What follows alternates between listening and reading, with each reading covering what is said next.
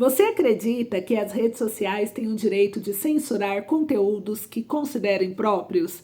Se sim, quem decide o que é discurso de ódio e o que é liberdade de expressão? Gente, vão respondendo aí e não esqueça de se inscrever aqui no canal, deixa o joinha para valorizar nosso trabalho, compartilha esse vídeo com o máximo de pessoas possível e olha só, porque a grande bomba do dia de hoje já nos promete um grande marco histórico no nosso país, algo que vai abalar a estrutura da nossa política de forma nacional e também internacional, de uma forma talvez nunca vista antes. Uma frase de Olavo de Carvalho, postada em janeiro de 2016, foi compartilhada pelo deputado de Minas Gerais, Nicolas Ferreira, que eu achei muito sábia. Ela diz: chegará o dia em que a internet se tornará a maior ameaça à ditadura brasileira e o governo desesperado tentará de todas as formas regular e censurar, mas falhará miseravelmente. E esse dia parece que chegou. A internet que se tornou o espaço onde você pode dizer o que você gostaria de dizer, colocar aí o seu pensamento, a verdade, sem filtros, agora é alvo de um governo que teme perder o controle. Esse vídeo será um pouco diferente do que vocês estão acostumados a ver aqui no canal e talvez um dos mais importantes que você vai assistir desses últimos tempos. Gente, a guerra começou, preparem-se. Jornal Folha de São Paulo acaba de publicar o que eu considero um tremendo golpe à nação brasileira. STF inicia julgamento sobre limites da liberdade de expressão. O que estamos presenciando, na minha opinião, é um ataque direto à liberdade de expressão. O governo, em seu desespero para controlar as vozes que se levantam contra suas falhas, coloca em pauta propostas absurdas que limitam o nosso direito mais sagrado, o de falar o que realmente pensamos. Estamos caminhando para uma ditadura disfarçada?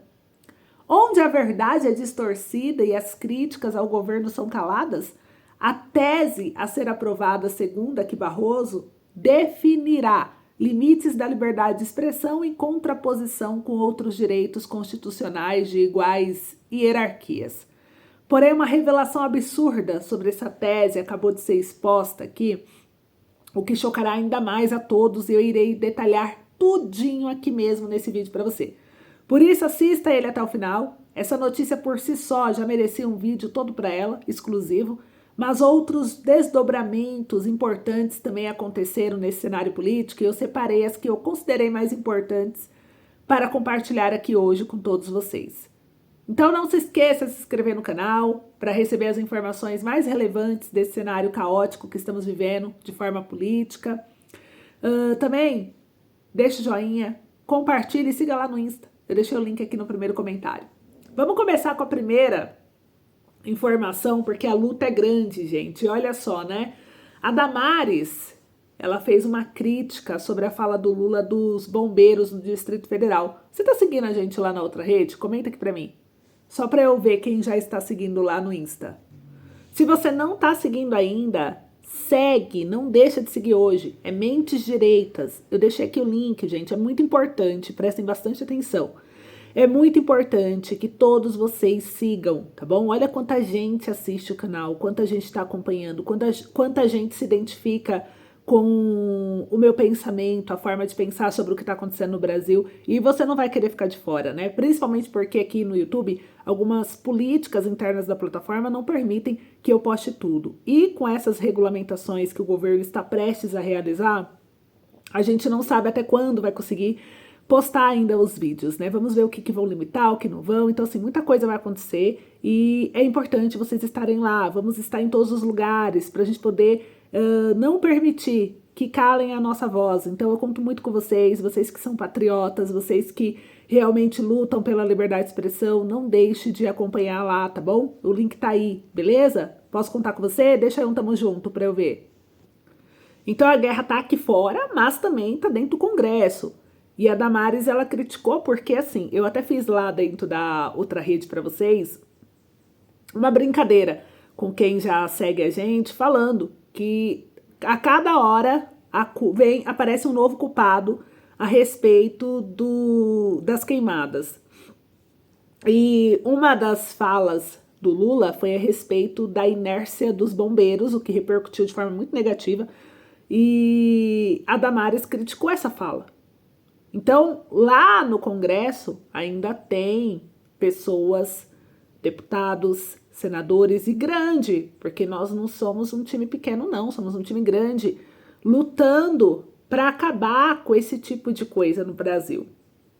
E a senadora Damares Alves, ela criticou em pronunciamento a fala do presidente da República, Luiz Inácio Lula da Silva, sobre o trabalho do Corpo de Bombeiros do Distrito Federal no combate aos incêndios que atingem o Parque Nacional de Brasília desde domingo do dia 15 de setembro. E segundo a parlamentar, aqui na matéria, diz que Lula sobrevoou a área e disse ter tido a impressão que os bombeiros não queriam apagar o fogo. Olha só, é dessa forma que o presidente Lula quer unir a nação? É dessa forma que ele quer entrar para a história como governo do amor, colocando em xeque o trabalho de homens valorosos daqui do Distrito Federal, querendo insinuar que os nossos bombeiros não queriam apagar o fogo de forma proposital? Eu estou de fato muito indignada. Eu não entendo por que esse ódio do presidente Lula contra o Distrito Federal. Fecha aspas, disse aí a senadora. E olha só, ela disse mais. Damares elogiou o trabalho dos bombeiros, ela afirmou que a corporação do Distrito Federal é a melhor do Brasil e uma das melhores do mundo. A senadora também ressaltou que o Parque Nacional é uma área de preservação sob responsabilidade do governo federal. E ela ainda acrescentou, abre aspas, se o senhor estava tão preocupado com os nossos bombeiros e que a gente não estava dando conta de apagar, cadê as Forças Armadas? Fecha aspas. O senhor convocou a Força Nacional para nos ajudar no Distrito Federal? O senhor convocou a Aeronáutica ou a Marinha para vir ajudar? Fecha aspas. Então fica um questionamento e eu achei bem plausível aí a fala da senadora Damares. Queria saber de vocês o que vocês acharam a respeito desse episódio. Eu já havia comentado em outros vídeos com vocês também de pronunciamentos que eu considerei infelizes por parte do presidente da República, como do filho dele também, né, o Luiz Cláudio, que recentemente trouxeram falas polêmicas devido ao poder que essa fala deles tem pelo cargo, principalmente do Lula que ele ocupa. Tem que tomar muito cuidado com o que fala. Não é sair falando qualquer coisa sem pensar no impacto que isso pode causar. Tem peso e muito grande. Estamos falando de um chefe de Estado. E agora uma outra questão vem aquecendo também o clima em relação à política, ao cenário político no Brasil.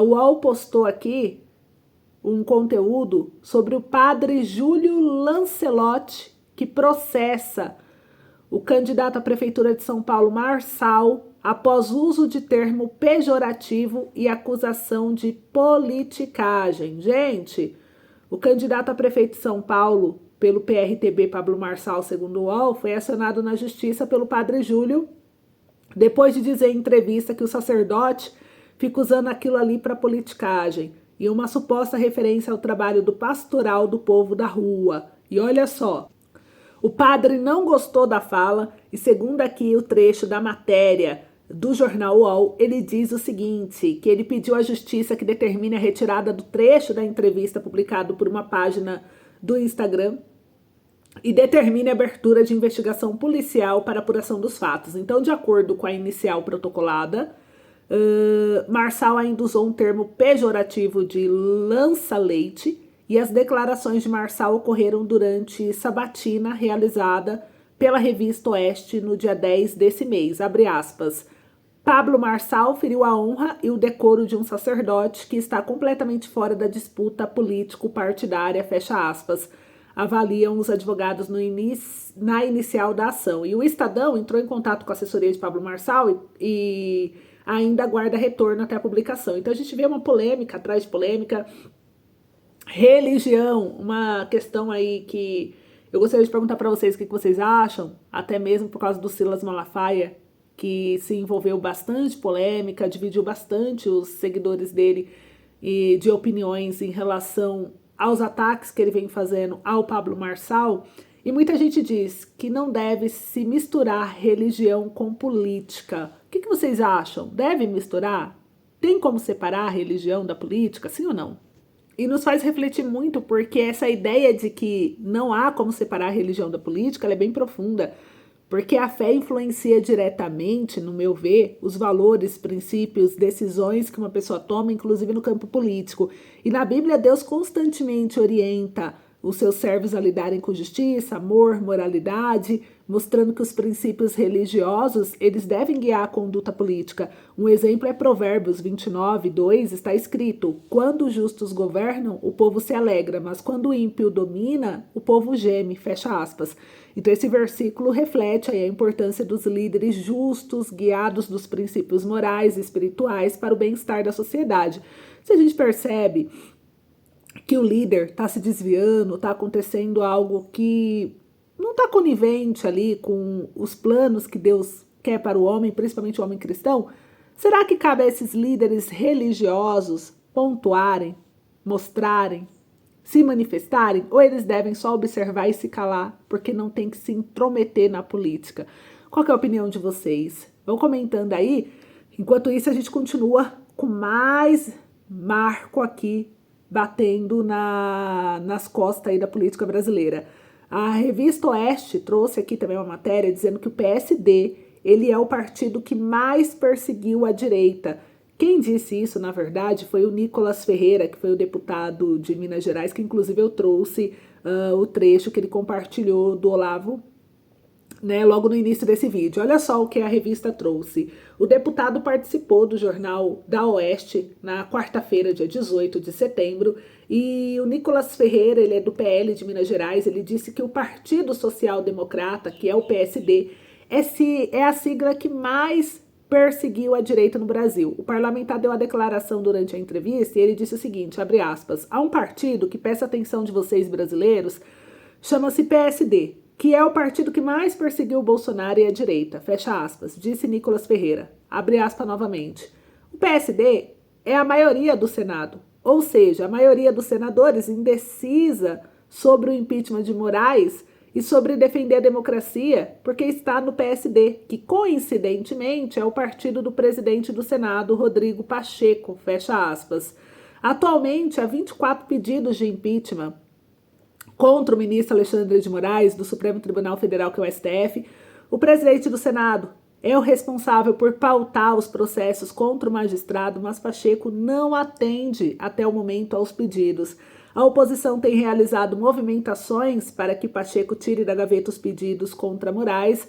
O magistrado é acusado de cometer diversas ilegalidades e inquéritos do STF e de censura contra parlamentares. O ministro também ordenou o bloqueio do Twitter, que é o X no Brasil.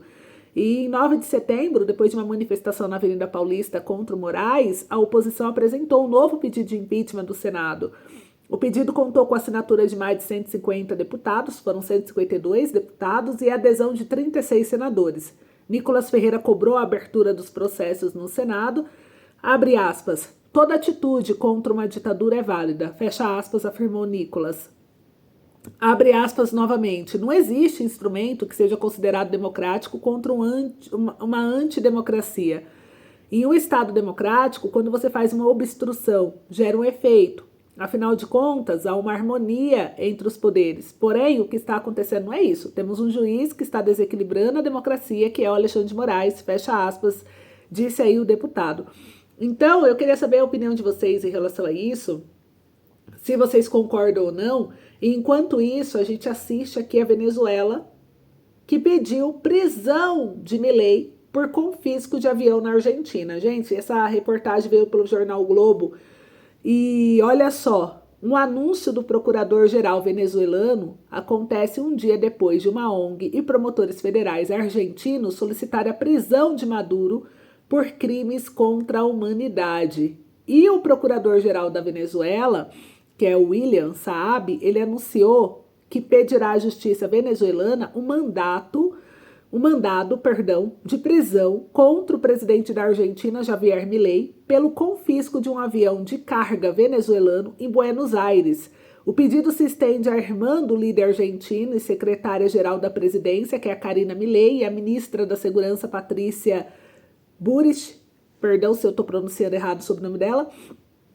Saab ainda declarou que abrirá uma investigação sobre supostas violações dos direitos humanos cometidos pelas forças de segurança argentina durante protesto no país. A declaração foi feita um dia depois que uma ONG e promotores federais pediram ao sistema judiciário argentino que ordenasse a prisão do presidente venezuelano Nicolás Maduro como parte de um caso de crimes contra a humanidade. A audiência foi assistida e o Ministério Público da Venezuela anunciou a designação de 2 promotores especializados no assunto que estão realizando os procedimentos relevantes no caso e estão processando um mandado de prisão contra os seguintes cidadãos, que é aí o presidente da Argentina, o Milei, a secretária-geral da presidência argentina e a ministra da Segurança argentina. Segundo Saab, as autoridades serão acusadas pelos crimes de roubo agravado, lavagem de dinheiro, prisão ilegal de liberdade, simulação de um ato punível, interferência ilegal, inutilização da aeronave e associação criminosa. A aeronave retida em Buenos Aires desde junho de 2022 por ordem judicial do governo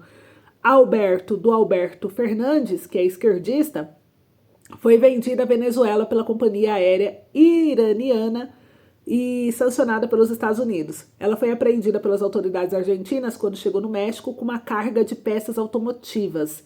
A tripulação, 14 venezuelanos e 5 iranianos, foi detida e posteriormente liberada. Um juiz autorizou que o avião fosse enviado aos Estados Unidos, viagem que ocorreu em fevereiro, durante o governo Milei, em meio a alegações de roubo de Caracas. A Venezuela e a Argentina não têm relações desde a contestada reeleição de Maduro, em 28 de julho, sob acusações de fraude da oposição e de parte da comunidade internacional. Então, a relação entre Maduro e Milei é baseada em críticas frequentes e eventuais insultos um ao outro. Mas a gente percebe aí, né? Quando um país ele é contra ditadura, ele não se importa de não ser amigo, de não ser parceiro, de não ser aliado daquele país que está cometendo atos que ele considera antidemocráticos. E é o caso que a gente viu agora aí da Argentina junto à Venezuela. A Argentina não aceita a eleição do Maduro justamente porque ele não quis, né, ser transparente. E ela fala, eu não vou ser conivente a isso. Olha a diferença quando você tem um governo que decide lutar pela liberdade. O Brasil precisa aprender um pouco mais, né? E enquanto isso, gente, o que acontece? Lembra do caso do Edmundo Gonçalves? Eu trouxe aqui para vocês, eu considerei importante também. Ele assinou uma carta acatando vitória de Maduro e diz ter sido chantageado. Você sabia disso? O opositor aí de Maduro, ele assinou uma carta acatando a vitória de Maduro? O candidato opositor, ele se definiu em vídeo como presidente eleito e disse que documento foi assinado sobre coação, portanto não teria validade. Gente, mais uma polêmica aí na Venezuela. Para poder sair da Venezuela, o candidato opositor Edmundo Gonçalves assinou uma carta em que acatava a decisão do Tribunal Supremo de Justiça da Venezuela, que ratificou a vitória das eleições presidenciais a Nicolás Maduro, com mais de 51% dos votos. O opositor diz ter sido coagido e chantageado para assinar o documento, datado em 7 de setembro, que segundo ele não tem validade. Em um vídeo que explicou a assinatura, Gonzalez, que está asilado na Espanha há cerca de 10 dias, se definiu como presidente eleito. E ele disse, abre aspas, sempre estive e continuarei disposto a reconhecer e acatar as decisões adotadas pelos órgãos de justiça no contexto da Constituição, incluindo a precipitada sentença da Sala Eleitoral, com a qual não concordo, mas acato, por se tratar de uma resolução do máximo Tribunal da República, fecha aspas, diz o documento endereçado ao presidente da Assembleia Nacional, Jorge Rodrigues. Então, isso daí gerou bastante polêmica. Então ele falou aqui, a matéria é enorme, tá, gente? Eu não vou ler ela inteira, mas só para resumir para vocês o que está acontecendo no Brasil e também no mundo. Então, assim, a oposição continua se posicionando a respeito dos atos antidemocráticos que estão ocorrendo na Venezuela. Então é um cenário importante da gente acompanhar, porque o Brasil, na minha opinião, não está muito diferente disso. E como eu disse, a pior bomba de todas foi a respeito dessa matéria que foi trazida pela Folha de São Paulo e através do colunista José Marques. que deu o STF, iniciou o julgamento sobre limites da liberdade de expressão no Brasil. Então, os ministros ouviram, já nesta quarta, argumentos de partes e de interessados em ação que terá repercussão geral. O STF começou, então, na quarta-feira, dia 18 de setembro, o julgamento de um caso que discute os limites da liberdade de expressão. A ação é de repercussão geral e a tese fixada pelo Supremo servirá como base para todas as ações similares na justiça brasileira. Foram apresentados apenas argumentos das partes e de interessados no processo aos ministros, as chamadas sustentações orais, e o julgamento foi suspenso. O presidente do STF, Luiz Roberto Barroso, também é relator do processo, para piorar, né? Que coincidência. E disse que deve apresentar o seu voto ainda nesse semestre. Então, a tese a ser aprovada, segundo Barroso, definirá limites da liberdade de expressão em contraposição com outros direitos constitucionais de iguais hierarquia. O processo, que serve como referência, é um recurso do projeto Esperança Animal contra a decisão do Tribunal de Justiça de São Paulo, que proibiu a entidade de publicar textos denunciando maus tratos a animais na festa do Peão de Barretos, em São Paulo. A entidade fez publicações em seu site em 2007, afirmando que o uso de animais em rodeios configura maus tratos e incentiva patrocinadores a deixarem a festa do peão. Os textos não tinham o posicionamento da empresa que promove o evento, e o Tribunal Paulista proibiu a publicação dos textos pela entidade e ordenou que ela incluísse em seu site uma nota sobre a disputa na justiça. Disse ainda que a organização agiu de forma abusiva ao publicar informações sem provas sobre maus tratos aos animais e a condenou a pagar indenização por danos morais. Aos ministros, nesta quarta, o advogado do Projeto Esperança, Rodrigo Mene Reis, disse que a liberdade de expressão é dos princípios fundamentais do Estado Democrático de Direito. Ele defendeu ainda a possibilidade da entidade criticar a situação dos animais em rodeios, defender que existe maltrato na festa do peão, e tortura me parece mais do que adequado, me parece mais do que razoável, mais do que proporcional, me parece evidente, disse. A advogada Mônica, que representa a Abrage, ela relembrou aos ministros que esse tipo de decisão tem impacto sobre a liberdade de imprensa no Brasil, e o modelo do julgamento em que o Supremo ouve as partes e posteriormente suspende a análise para retomar posteriormente com o voto dos ministros foi instituído por Barroso depois que ele assumiu a presidência do tribunal em 2023. A ideia é aumentar a relevância das argumentações feitas por advogados e entidades interessadas no plenário da Corte, e a intenção é reduzir críticas feitas principalmente por advogados de que as sustentações orais acabam sendo muitas vezes uma formalidade e não impactam na decisão tomada pelos magistrados. Aí vem minha opinião sobre o caso, né? E eu queria saber muita opinião aí de vocês também em relação a isso, para entender o que vocês pensam sobre o assunto, porque a gente sabe que é um caso delicado, né? A gente entende o que está acontecendo. O julgamento sobre os limites da liberdade de expressão, ele é um tema que exige muito cuidado, pois ele lida diretamente com um dos princípios fundamentais de uma democracia, que é a liberdade da gente falar, né? Então ele traz à tona um tema central aí, delicado, para qualquer democracia. A liberdade de expressão é um dos pilares fundamentais de uma sociedade livre, mas também é alvo constante de debates sobre até onde ela deve ser protegida e quando deve ser regulada para evitar abusos como discurso de ódio, incitação, violência, desinformação. Por um lado, a decisão de estabelecer limites pode ser vista como uma tentativa legítima de proteger a sociedade de excessos que prejudicam a convivência democrática, mas, por outro lado, também há o risco desse julgamento estabelecer precedentes perigosos. Qualquer limite à liberdade de expressão é interpretado como censura, especialmente se o critério para definir o que deve ser regulado for subjetivo ou vago. Então, eu penso aqui, né? Eu estou analisando essa matéria e eu queria saber a opinião de vocês. Em vez de criar novas regras para limitar a liberdade de expressão, querer regular tudo isso, uma abordagem mais eficaz talvez não seria a revisão e atualização do Código Penal? O Brasil ele já possui leis que tratam de crimes como difamação, calúnia, injúria, além de prever sanções para incitação à violência e outros comportamentos abusivos. O problema está na aplicação dessas leis, que muitas vezes é ineficaz ou inconsistente. Portanto, uma solução mais equilibrada talvez não seria revisar ou modernizar o Código Penal, fazer o Código Penal realmente valer, fazer com que as leis já existentes sejam eficazes no combate a discursos que realmente causam dano à sociedade, como a incitação à violência, a difamação, a discriminação, aplicar as leis de forma justa e proporcional, garantindo que crimes relacionados à liberdade de expressão sejam tratados sem excesso, sem comprometer os direitos fundamentais de opinião e crítica. Isso requer, inclusive, treinamento adequado para juízes e promotores, além de um monitoramento rigoroso aí da aplicação das penas. Educação midiática e digital, né? Em vez de limitar a liberdade de expressão, é possível educar a população para que entenda os impactos da desinformação, do discurso de ódio, campanhas educativas sobre como identificar fake news e combater discursos abusivos sem recorrer à censura, que são ferramentas essenciais para fortalecer a democracia sem restringir direitos, promoção aqui do debate público e das responsabilidades individuais, porque a liberdade de expressão ela vem acompanhada de responsabilidade.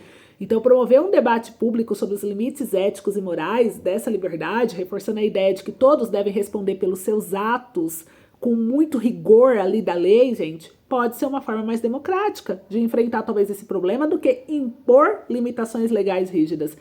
Eu queria saber de vocês, a opinião de vocês. Então é isso que eu queria trazer para vocês. Então vamos ver os próximos capítulos. Foi suspenso, a gente acompanha e em breve eu trago mais novidades. Um beijo, compartilha com todo mundo. Até logo.